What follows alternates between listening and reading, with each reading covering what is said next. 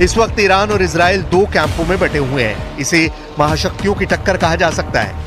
एक तरफ अमेरिका है तो दूसरी तरफ रूस है, और यही दुनिया का सबसे बड़ा खौफ भी है, क्योंकि अमेरिका इजराइल के साथ है और रूस ईरान के साथ। ये चारों ताकत ऐसी हैं कि इनकी टक्कर वर्ल्ड वॉर की वजह बन सकती है।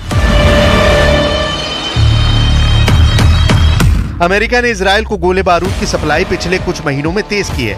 बंकर बस्टर से लेकर हर तरह का बम इजराइल को सप्लाई किया गया है। लेकिन 1 अक्टूबर की रात को ईरान के मिसाइल अटैक ने साबित कर दिया कि इजराइल चाहे जिसकी मदद ले, जिससे हथियार ले, कोई भी उसकी ढाल बने, ईरान नसरल्ला से लेकर हानिया सबका बदला अकेले अपने दम पर ले सकता है। अब सब कुछ नेतन्याहू के वॉर रूम पर निर्भर करता है। वो क्या फैसले लेंगे? क्या इजराइल कुछ बड़ा करने की सोच रहा है? क्योंकि इजराइल के सामने चुनौती सिर्फ ईरान नहीं, बल्कि 4 मैदान है जहां युद्ध एक्टिव मोड में चल रहा है। पहला फ्रंट गजा है, जहां इजराइल हमास से लड़ रहा है।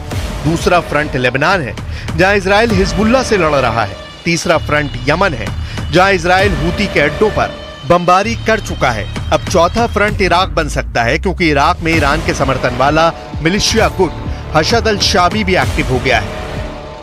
जब ईरान की मिसाइल इजराइल पर गिर रही थी, तभी यमन में भी हूती अपनी कुद्स 5 मिसाइल इजराइल पर फायर कर रहे थे। इन्नल क़ुव्वात अल-मुसल्लहत अल-यमनिया तुबारिकु अमलियत अल-वअद अस-सादिक अल-ईरानिय्यत अथ-थानिया ضد العدو الإسرائيلي وتؤكد استعدادها للمشاركة في أي عمليات عسكرية مشتركة ضد العدو الإسرائيلي انتصارا للشعبين الفلسطيني واللبناني وردا على أي عدوان إسرائيلي يطال جبهات الإسناد। मोर्चे बढ़ने से इजराइल के ग्राउंड ऑपरेशन की कामयाबी पर सवाल उठने लगे हैं। 1 अक्टूबर की रात ईरान के मिसाइल अटैक ने इजराइल के ग्राउंड ऑपरेशन को मुश्किल में डाल दिया है। अमेरिका को भी खतरा है कि इजराइल का हाल फिर वर्ष 2000 और 2006 जैसा ना हो। अमेरिका पहले भी कह चुका है कि वो नहीं चाहता कि गाजा के अलावा इजराइल किसी दूसरे फ्रंट पर लड़ने के लिए मजबूर हो जाए। Well, I think it's certainly not very realistic because that was the claim in 2006 with the other war on Hezbollah in the south of Lebanon, and it took almost a month to get ceasefire and end of the aggression on both sides. So I think it's going to take a long time, particularly that ground invasion will involve element of Hezbollah who are very well trained in guerrilla warfare.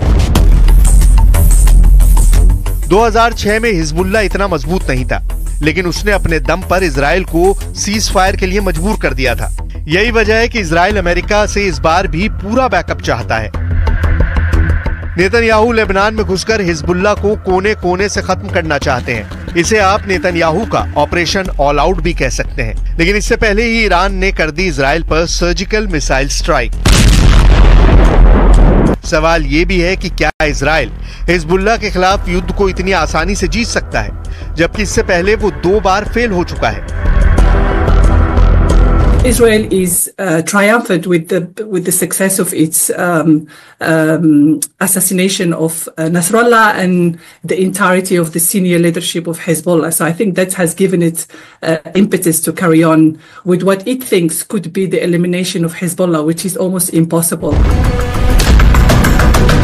Iran के missile attack के बाद अब Israel की मदद के लिए America काफी दबाव में है। वो इजराइल के आसपास अड्डों पर फौज और फाइटर जेट की तैनाती बढ़ा रहा है। इस वक्त पूरे पश्चिम एशिया में अमेरिका के 40,000 सैनिक पहले से ही तैनात हैं।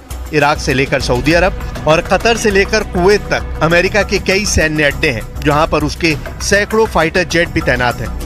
लेकिन हिजबुल्लाह और इजराइल की लड़ाई बॉर्डर पर हो रही है, और वहां इजराइल को कामयाबी के लिए कुछ नया सोचना होगा, क्योंकि अब हमला चारों तरफ से हो रहा है और इजराइल के पास अमेरिका की गारंटी ही सबसे बड़ी ताकत बची है।